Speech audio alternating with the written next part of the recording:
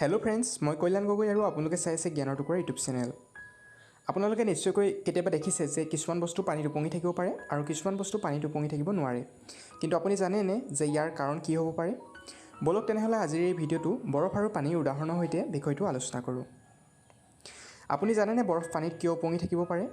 আৰু কিছুমান বস্তু ধৰি লওক শিলগুটি এটা কিয় পানীত উপঙি থাকিব নোৱাৰে? প্ৰথমতে আমি জানি লওঁ যে কিছুমান বস্তু পানীত উপঙি থাকিব পাৰে কেনেকৈ। যেতিয়া পানীত যিকোনো এটা বস্তু উপঙে, ই নিৰ্ভৰ কৰে বস্তুটোৰ ঘনত্ব অৰ্থাৎ ডেঞ্চিটিৰ ওপৰত। ইয়াৰ চাইণ্টিফিক ৰিজন হ'ল আৰ্কিমিডিছ প্ৰিন্সিপল।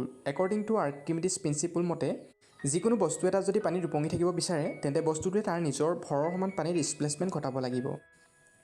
উদাহৰণ হিচাপে চাবলৈ গ'লে আপুনি যদি পানীত কিবা এটা বস্তু পেলাই দিয়ে আৰু সেই বস্তুটোৱে তাৰ ভৰৰ সমান পানীৰ ডিছপ্লেচমেণ্ট ঘটাব পাৰে, তেন্তে সেই বস্তুটো পানীত উপঙি থাকিব পাৰে। আমি যদি সাধাৰণ ভাষাত ক'ব বিচাৰোঁ, যি বস্তুৰ ডেঞ্চিটি অৰ্থাৎ ঘনত্ব পানীৰ ঘনত্বতকৈ কম হয়, সেই বস্তু পানীত উপঙি থাকিব পাৰে, আৰু যি বস্তুৰ ডেঞ্চিটি পানীৰ ডেঞ্চিটিতকৈ বেছি হয়, সেই বস্তুটো পানীত ডুব যায়। আমি জানো যে যি বস্তুৰ ঘনত্ব বেছি হয়, সেই বস্তুটো পৰমাণুৰ মাজত থকা খালী ঠাই বহুত কম হয়, যিটো বেছিকৈ কঠিন পদাৰ্থৰ ক্ষেত্ৰত দেখা যায়। ইয়াৰ বিপৰীতে যি বস্তুৰ ঘনত্ব কম হয়, সেই বস্তুৰ পৰমাণুৰ মাজত বহুখিনি খালী ঠাই দেখিবলৈ পোৱা যায়, যি মেক্সিমাম জলীয় পদাৰ্থৰ ক্ষেত্ৰত দেখা পোৱা যায়।